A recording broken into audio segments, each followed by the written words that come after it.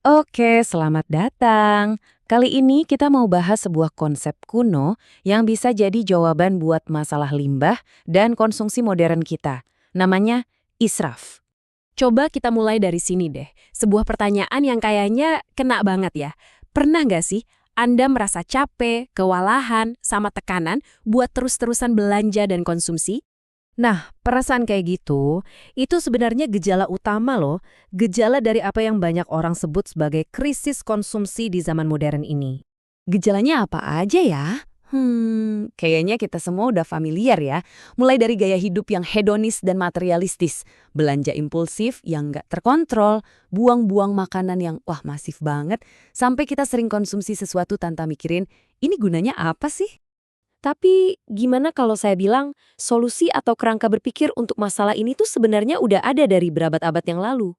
Nah, ini dia intinya. Ada sebuah ayat dalam Al-Quran, surat Al-Ahraf ayat 31, yang bunyinya, makan dan minumlah, tetapi jangan berlebih-lebihan. Sesungguhnya Allah tidak menyukai orang-orang yang berlebih-lebihan. Singkat, tapi dalam banget maknanya. Coba kita bedah ya. Kata kunci di ayat tadi adalah berlebih-lebihan. Nah, dalam bahasa Arab, perilaku spesifik ini disebut israf. Apa sih sebenarnya israf itu? Jadi, israf itu bukan cuma soal buang-buang barang ya. Definisinya lebih luas. Israf adalah tindakan melampaui batas yang semestinya. Kalau dalam konteks konsumsi ya, artinya kita pakai sumber daya lebih dari yang wajar dan perlu. Ujung-ujungnya, jadi pemborosan. Nah, yang menarik banget itu ada di sini. Coba lihat tabel ini. Pemahaman tentang israf itu ternyata berkembang loh. Dulu, ulama klasik seperti Ibnu Katsir menafsirkannya sebagai tindakan apapun yang melewati batas aturan agama. Simpel kan? Tapi, coba kita lihat interpretasi dari cendekiawan kontemporer, kayak Quraisy Shihab. Beliau melihatnya lebih dalam lagi. Bukan cuma soal jumlah yang berlebihan, tapi juga soal kualitas atau tujuan penggunaannya. Misalnya konsumsi cuma buat pamer atau hedonisme. Nah, ini kan relevan banget sama budaya kita sekarang ya. Jadi cakupannya jadi lebih luas. Nggak cuma soal makanan dan minuman, tapi ke seluruh budaya konsumerisme modern dan dampaknya ke masyarakat. Oke, jadi kita udah tahu apa yang nggak boleh dilakukan. Tapi, Al-Quran itu nggak cuma ngasih larangan loh, ada juga alternatif positifnya, yaitu sebuah prinsip keseimbangan. Prinsip ini dibangun di atas dua konsep penting. Pertama ada tawazun, ini artinya keseimbangan. Prinsip untuk nyari titik tengah dan menghindari yang ekstrim. Yang kedua ada iktisyad. Nah ini lebih ke praktiknya. Gimana kita secara aktif memilih apa yang cukup dan bermanfaat. Jadi intinya bukan cuma menahan diri, tapi lebih ke memilih dengan bijak.